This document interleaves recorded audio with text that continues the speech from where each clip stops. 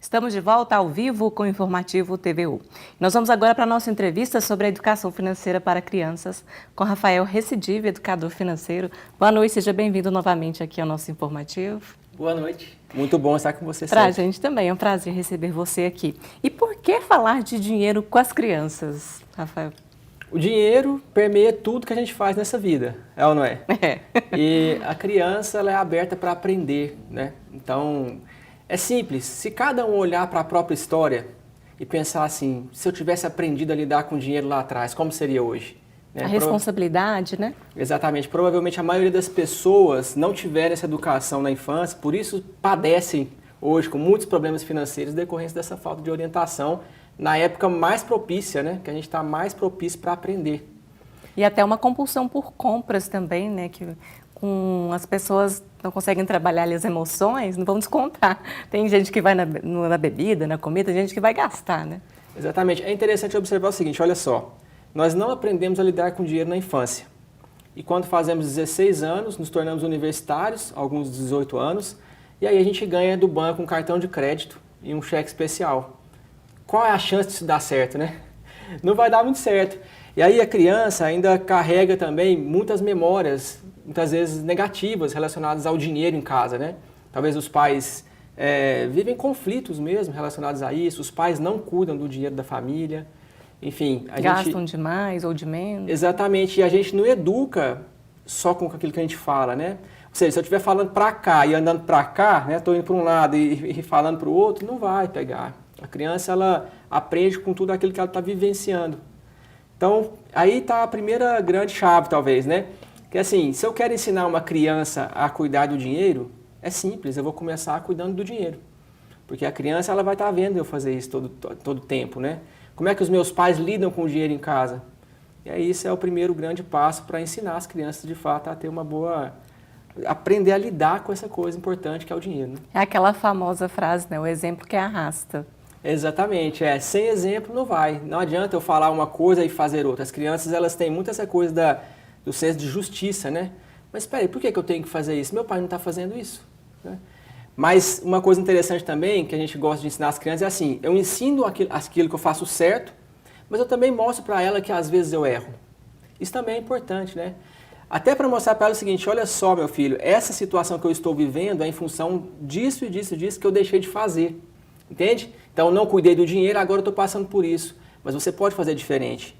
Inclusive, é isso que eu estou buscando fazer agora. Então, assim, eu acho que essa coisa de educação financeira para a criança é muito uma coisa, assim, um exercício de consciência mesmo, né? De saber, assim, eu estou fazendo certo, ok, excelente, mas eu fiz errado, então eu também trago isso para a consciência. Porque para eu mesmo me melhorar, e com isso eu levo para os meus filhos também. E aprender a lidar ali com a frustração da vida, né? Exatamente, aprender a lidar com as frustrações, né? Porque eu estou compreendendo assim, atendendo muitas pessoas, que a gente vai errar. Mesmo querendo acertar, sempre. Aliás, todos nós queremos acertar, né? Mas a gente vai errar durante esse processo. Mas o mais importante é eu extrair a lição de cada erro que eu tenho para procurar errar diferente da próxima vez, não errar da mesma forma, né? E, assim, uma coisa que eu observo bastante... a falta de consciência da nossa própria história nos faz muitas vezes repetir a história. Então, assim, os meus pais às vezes tiveram uma vida muito mais difícil, uma vida de escassez mesmo, de falta, ou de... não tiveram acesso ao conhecimento, né? Hoje a educação financeira está na casa de todo mundo, né? Na palma da mão, né? A gente consegue, Mas na época deles não era assim. Peraí, então eu preciso repetir a história deles? Não, agora eu tenho acesso à informação, então eu posso buscar isso para ensinar os meus filhos a fazerem diferente. Isso aí é uma coisa muito importante da gente observar. E na prática, como ensinar para as crianças? Antigamente tinha o porquinho, né, o cofrinho, que a criança colocava moedinha, isso vale também? Com certeza. A criança, ela é visual. Então, por exemplo, meu filho tem conta em banco. Desde que nasceu, abriu uma conta lá, tem a conta dele, ele guarda o dinheiro dele lá e tal. Isso é muito importante. Isso é moderno. No entanto, a criança, ela é visual. Se ficar só nessa transação eletrônica de dinheiro, ele não enxerga. O ato de pegar um dinheiro e colocar num cofrinho e ver depois, vamos comprar algo, tira o dinheiro do cofrinho, isso é muito importante para a criança, porque ela está entendendo, entende? Olha, eu tenho um limite aqui no meu cofrinho. Então agora se eu tirar um dinheiro e gastar, vai acabar o dinheiro, então ela vê isso daí. Isso é muitíssimo importante, né? E a gente não cria só um cofrinho, né? A gente pode ter o cofrinho da doação, o cofrinho da poupança, o cofrinho para realizar coisas.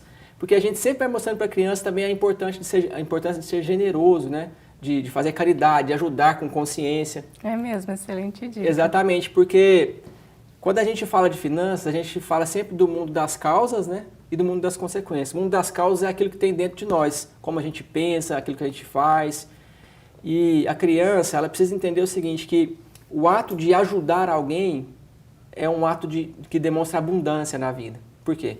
Porque só dá quem tem, certo? Então a gente ensina isso para a criança, né? Eu não tenho dinheiro só para mim, eu tenho dinheiro para mim, eu tenho dinheiro para ajudar o outro. Isso é muitíssimo importante. E sempre fazer as coisas de forma visual. Outra questão interessante, dar uma certa autonomia para a criança, certo? Olha, filho, você pode ir até aqui. O que você vai fazer com isso? Então eu tenho 10 reais, 20 reais, 50 reais. Cada um tem um número, né? Cada um tem uma situação. Mas dá uma autonomia para ele tomar algumas decisões baseadas naquilo. E dependendo da decisão que ele toma, depois você vai lá e faz a intervenção para ensinar. Fala, filho, olha, será que você tomou a melhor decisão mesmo ou não? Né? Ensinar a criança sempre a pensar antes de fazer. Fazer perguntas, né? Porque a criança, ela quer tudo. A criança quer tudo o tempo todo, né? Então, chora mesmo, chora o tempo todo. Eu quero. Mas quando você fala para a criança assim, peraí, será que você quer mesmo? E começa a fazer perguntas ao invés de falar, não vou te dar e pronto, não é assim? Às vezes você leva ela mesma a refletir. E muitas vezes, quando você não compra algo na hora e você se dispõe a lidar com a birra, né, que acontece, passa 2, 3 dias, a criança já esqueceu daquilo e aí também, mais uma vez, é a hora de você ir lá e conversar, ensinar, tá vendo aquilo que você disse que queria? Passou. Será que queria mesmo, né? Então, pode negociar ali também com a criança, né? Exatamente. Eu gosto desde pequena negociação. Porque assim, o dinheiro ele não cai do céu, né? Para a maioria das pessoas, pelo menos até hoje eu não conheci ninguém que acontece isso na vida. Então é mostrar que existe algo que faz o dinheiro aparecer na vida, que é o trabalho, que são os investimentos, enfim. Existem coisas que são feitas, o dinheiro ele não vem do nada, né? Então mostrar para a criança que tem um valor, entende? É interessante, tem uma técnica que a gente usa, é essa coisa assim, de mostrar para a criança o valor do dinheiro no tempo. Então eu faço isso com meu filho, por exemplo, ele queria comprar um violão. Beleza, você quer comprar um violão? Então a gente precisa, quanto é o violão? Então é tantos reais. E aí, como é que a gente vai comprar isso? Então, a meta, né? Isso, e que tanto você vai guardar e como é que eu vou fazer para te ajudar? Então, ó filho, se você conseguir fazer uma reserva X, eu pago a diferença para você, mas você tem que cumprir a sua parte, entende? Mostrar para a criança a importância de fazer as coisas de forma programada, planejada, né? Não vou comprar um violão agora, mas peraí, primeiro vamos pensar nisso, vamos realmente mostrar para ele que existe um processo para conquistar as coisas, né? Já aprender desde essa época, a lidar com as emoções, não comprar por impulso, né, que a gente já falou aqui, inclusive, no jornal. Exatamente, a gente aprende com a natureza isso. Quando a gente planta um feijãozinho, eu faço esse exercício, é bom para fazer com criança. Olha só, a gente planta o feijãozinho e a gente não colhe ele daqui a pouco. A gente tem que regar, cuidar, cultivar e ter um processo para aquilo ali nascer até virar um feijão, certo? Da mesma forma é a vida. Para a gente comprar as coisas, existe um processo. Então, a gente tem que conquistar o dinheiro, tem que guardar, tem que poupar, tem que pensar em quanto é, por que eu quero comprar aquilo, né? Será que eu realmente quero? Tenho certeza aqui que quem é pai e mãe tem coisa guardada em casa lá da criança que não usa. Né? Por quê? Porque foi uma compra de algo que não queria de fato. Foi movido por um impulso, por algum pensamento, né? Muitos pais evitam o conflito com os filhos. E aí é um problema. Acaba cedendo, né? Exatamente, né? Quem nunca cedeu, que atire a primeira pedra, né? Eu acho que é mais ou menos assim. Mas muitos pais cedem o tempo todo para evitar o conflito. Mas isso não tá sendo educativo. Os maiores problemas que eu já atendi de adultos, problemas financeiros, são de adultos que não tiveram limite quando eram criança. Entende? Às vezes não é gente pobre quando era criança. Não, Rafael, a gente sempre teve uma vida rica, mas meus pais não davam limite. E aí quando cresce, não sabe colocar limite. Então pode, assim, eu gasto 100 mil no cartão de crédito, a pessoa fala para mim, e eu estou endividado, eu não estou dando conta da vida. Por quê? Falta de limite na infância, foi carregando aquilo para a vida adulta.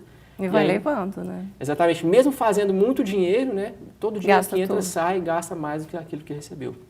Aí não dá certo, a conta não fecha no final do mês. Exatamente. E a questão de mesada para adolescentes? O que você pensa sobre isso? Olha, na minha opinião, a mesada é algo muito interessante, né? Assim, eu entendo o seguinte, que crianças, adolescentes, eles precisam de supervisão.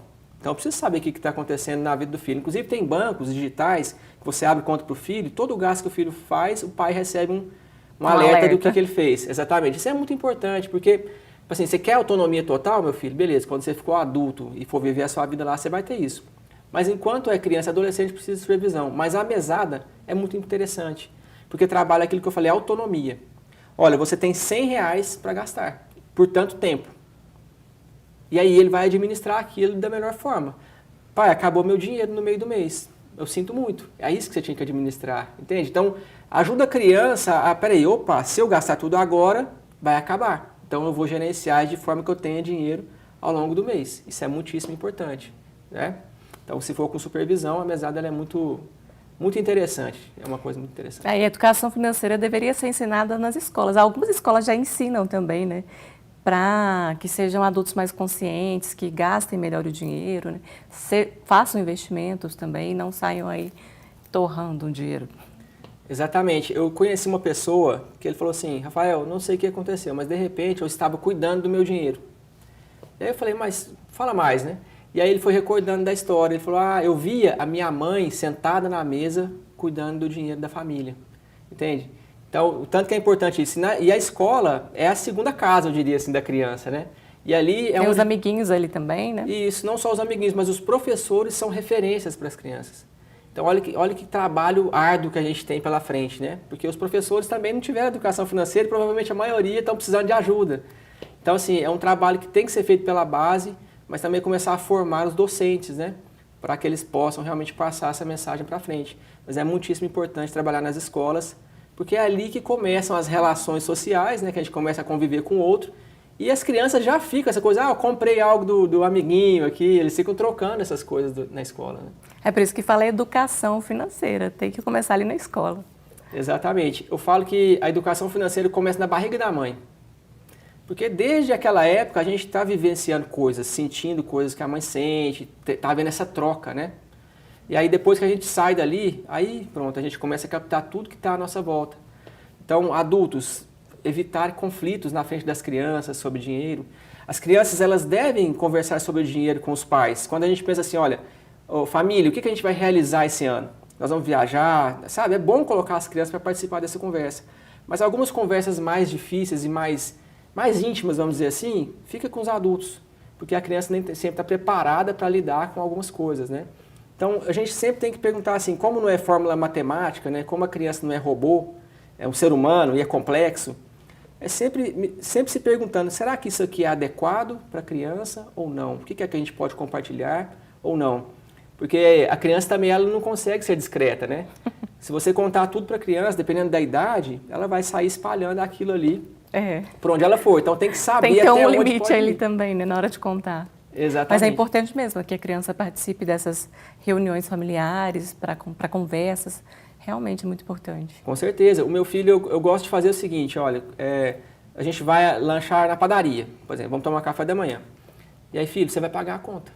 Então, assim, incentivar ele, esse ato de não só pagar a conta, às vezes, com o dinheiro dele mesmo, ou com o cartão do banco dele, mas o ato de levantar e ir lá pagar a conta sozinho, sabe? Então, é sempre estimular esse desenvolvimento da autonomia. Da autonomia. A gente não solta a criança no mundo de uma vez, mas a gente vai dando um pouquinho de autonomia, vai percebendo qual que é o resultado, depois dá um pouco mais de autonomia, porque aí a gente vai criando um adulto que tem autonomia. Sabe lidar com troco também, né? Exatamente, porque tem adulto de 40 anos que ainda é criança, não tem autonomia até hoje, depende dos pais. Por quê? Porque foi criando essa dependência, né? Essa dependência e não foi, assim, não trabalhou essa autonomia desde cedo. Importante também mostrar como que funciona o cartão de crédito, todas as ferramentas digitais também, para que elas aprendam a lidar com isso e não tenham o famoso dedinho nervoso dos adultos. Exatamente. O cartão de crédito é sempre ensinar que aquilo tem que ser pago, né? Então não é assim, o cartão de crédito hoje é um grande problema na vida de muita gente. Principalmente com a famosa aproximação. A pessoa ela não está vendo que está pagando as coisas, ela encosta o cartão e vai pagando, parece mágica, né? Então ensinar a criança, olha filho, esse cartão aqui, isso não é infinito, né? Isso aqui você coloca... Tem um aqui, limite. Você paga, mas isso aqui é uma conta que vai chegar depois, entende? Isso tem que ficar muito claro.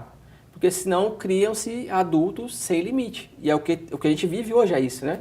A pessoa fala assim, eu não tenho dinheiro, passa no cartão, como se aquilo fosse dinheiro. Mas o cartão não é dinheiro, né? O cartão vai vir a fatura, mais cedo ou mais tarde ela vai chegar. E isso tem sido assim, eu tenho atendido muitas pessoas com muitos problemas relacionados ao cartão de crédito, exatamente porque não sabem colocar limite. E tem que trabalhar também o pensamento, as emoções nessa hora, né? São muito importantes. As pessoas, não tem nada a ver. Tem muito a ver. Tem gente que tem problema com compulsão com compras. Tem que trabalhar no psicólogo, tem que fazer ali uma parceria, um trabalho multidisciplinar, né? Com certeza, isso. É assim, o que é que forma o nosso mapa de mundo financeiro, que molda os nossos comportamentos financeiros? São as experiências que nós vivemos ao longo da vida. Sim. E mais do que isso, a interpretação que nós fazemos da experiência. Por exemplo, a gente observa isso em famílias, né? Às vezes, na mesma família, os irmãos viveram situações muito parecidas. Um se tornou uma pessoa totalmente desorganizada e gasta tudo e não consegue prosperar na vida. E o outro não, consegue ser bem-sucedido, guardar dinheiro, fazer coisas diferentes. Por que isso acontece? Viveram experiências parecidas, no entanto, cada um, diante daquilo que aconteceu, interpretou de uma forma e aí essa interpretação faz cada um agir de forma diferente, né? Então, assim, realmente é olhar para a história de cada um, mas principalmente como eu enxergo aquilo que eu vivi no passado. Porque às vezes essa forma que eu estou enxergando não está me servindo, sabe? E aí eu olho aquilo com um olhar diferente, entendendo que, peraí, eu vivi uma dificuldade lá, mas o que eu posso aprender com isso? Para agora eu fazer diferente. E aí a gente faz diferente. Mas isso que você falou é muito importante, porque o pensamento e a emoção é que causa o comportamento, né? Então a pessoa está comprando, está fazendo errado, não está ensinando o filho. Depois não sabe como que paga, né? Exatamente, mas ela não parou para pensar que o comportamento é só a consequência de algo. E esse algo é o quê? Muitas vezes os pensamentos que geram os sentimentos, que geram as ações. Muitas delas inconscientes, né? Inconscientes, a maioria delas. A pessoa que não está sabendo o que move ela, está sendo movida por algo. Entende? Então, esses movimentos internos, né? Em algum momento eu falei isso aqui em outra oportunidade. A gente precisa de fazer um trabalho constante de atenção. Atenção para entender o seguinte, eu estou passando diante de algo, de uma loja, alguma coisa assim, principalmente com os filhos. O filho, as crianças, elas são movidas a todo instante, né? Mas a gente também é. Passei perto de algo, de repente falei, nossa, eu acho que eu preciso daquilo. Mas eu não estava pensando naquilo. Então, o quê? Eu fui movido por algo a querer aquilo naquele momento. Se eu não estou atento, eu consumo. Agora, a criança precisa de um adulto para falar, filho, não vamos comprar isso hoje, porque a gente não estava pensando nisso. E uma forma muito interessante, inteligente de fazer com a criança, é assim, conversar com a criança antes de sair de casa, por exemplo. Filho, nós vamos hoje ao supermercado, a nossa lista de compras é essa daqui. Então hoje a gente não vai comprar nada além dessa lista. Ou vamos ao shopping, mas hoje nós não vamos comprar nada no shopping, nós vamos passear lá, tomar um café no máximo, certo? Quando a gente sai de casa, tendo pensado e tendo conversado com a criança sobre o que vai ser feito, é muito mais fácil, aumenta muito as chances de a gente ter sucesso naquilo. Exatamente. Senão a gente pode criar uma grande confusão. Muito bem explicado, né? Fechou com chave de ouro. Muito obrigada pela participação. Obrigado. E até a próxima aqui no nosso informativo. Eu que agradeço.